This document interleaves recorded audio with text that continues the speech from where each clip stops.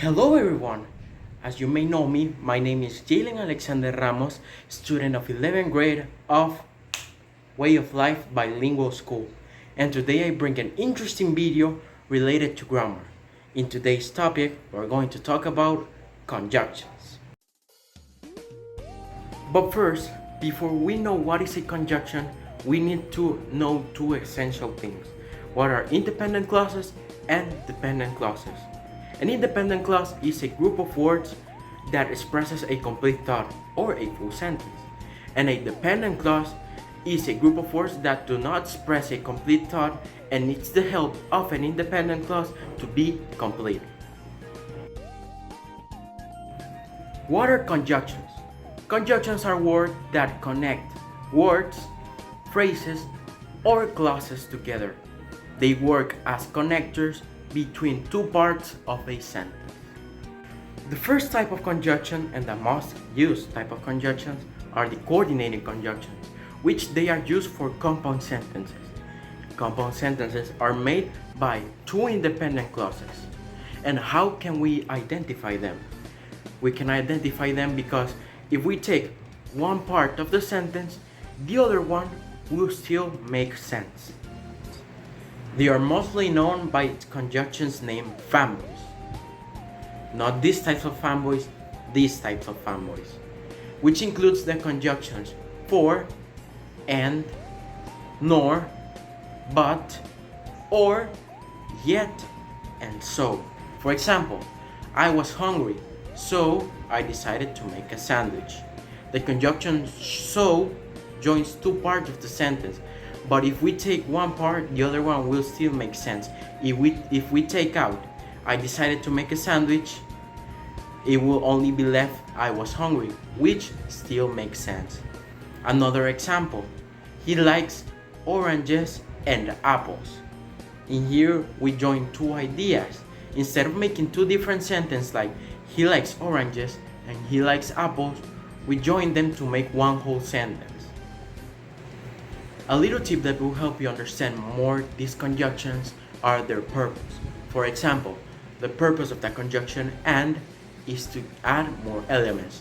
The purpose of the conjunction for is to give a reason. The purpose of the conjunction so is to give a consequence from an action. The purpose of the conjunctions or and nor is to give options. And the purpose of the conjunctions but and yet is to give a contrast. The second type of conjunction are the subordinated conjunctions, which they are used for complex sentences, which they are made by one independent clause and at least one dependent clause. In this type of conjunctions, we can see conjunctions like although, while, and because. Example, I stayed home because it was raining. The conjunction because joins the two parts of the sentence. We can see that I stay home is a complete thought, so it's an independent clause. And it was raining is an incomplete thought, so it's a dependent clause. Another example can be she cooked dinner while he sat on the table. The conjunction while joins the two parts.